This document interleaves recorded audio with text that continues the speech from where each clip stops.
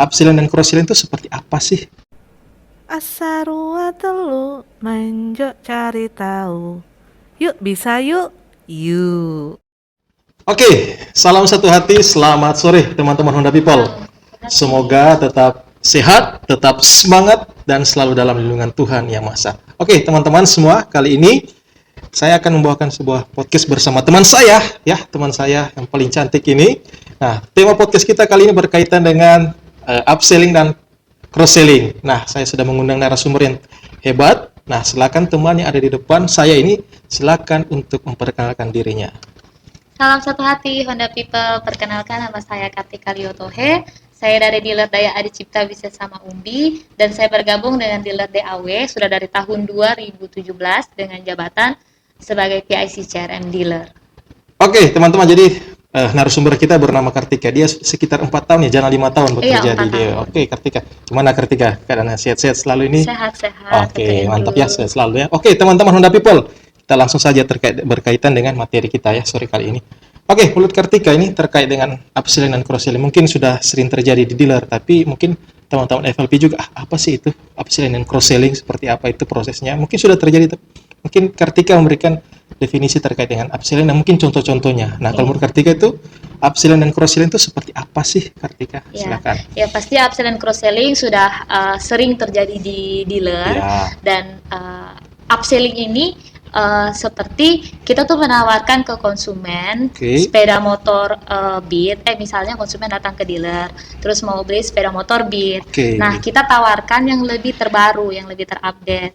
Contohnya seperti sepeda motor Vario 150 atau Scoopy yang lebih terbaru dari Honda Beat. Itu upselling ya, kita menawarkan produk di atas yang mungkin awalnya konsumen datang mencari motor Beat, tapi setelah membangun interaksi, teman-teman kemudian menawarkan produk di atasnya itu dengan Vario. Nah, itulah teknik atau dinamakan dengan upselling, teman-teman. Nah, kalau cross-selling sendiri bagaimana? Ya, kalau cross-selling, misalnya konsumen datang membeli sepeda motor Honda di dealer.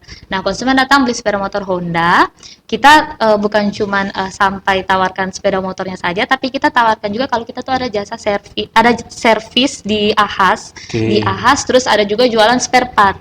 Jadi konsumen bukan cuma tahu kita jualan sepeda motor Honda, tapi tahu juga kita bisa servis dan ada jualan spare part. Jadi teman-teman, kalau cross-selling itu kita menjual sepeda motor ya? Iya. Sepeda motor, tapi juga kita menawarkan kepada konsumen terkait dengan bisnis kita yang lain, yaitu servis di Ahas dan juga ada spare part yang kita jual.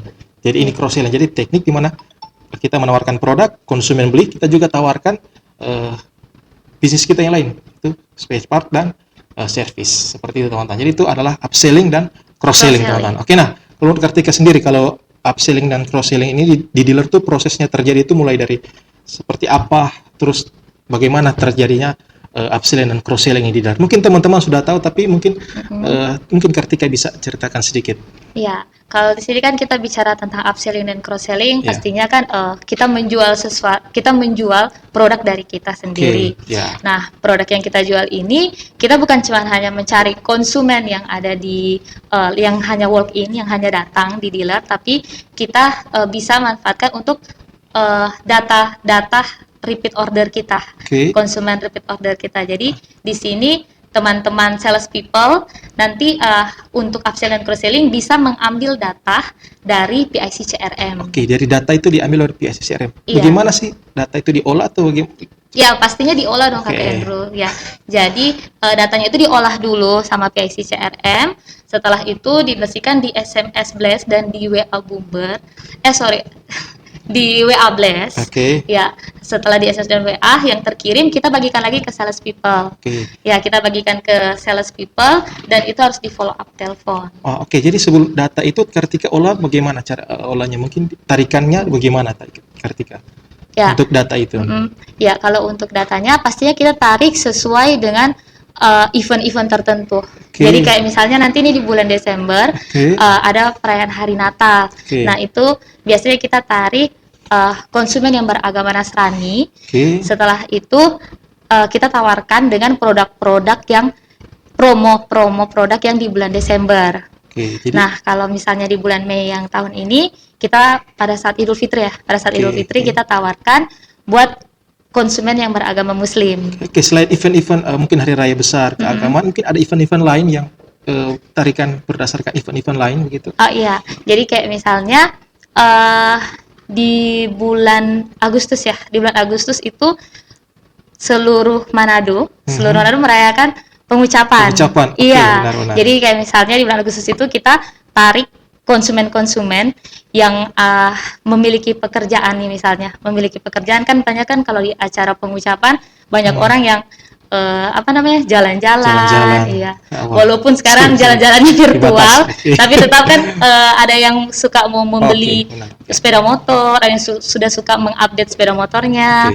Nah, pada saat pengucapan itu di bulan Agustus kita tarik konsumen-konsumen yang memiliki pekerjaan dan kita tawarkan promo di bulan Agustus. Nah, tarikan datanya itu berapa tahun ya? Yang bagusnya, yang idealnya itu 1 tahun ke belakang atau gimana, Kartika? Kalau idealnya sih untuk tarikan data 2-3 tahun terakhir. Kenapa harus 2-3 tahun itu?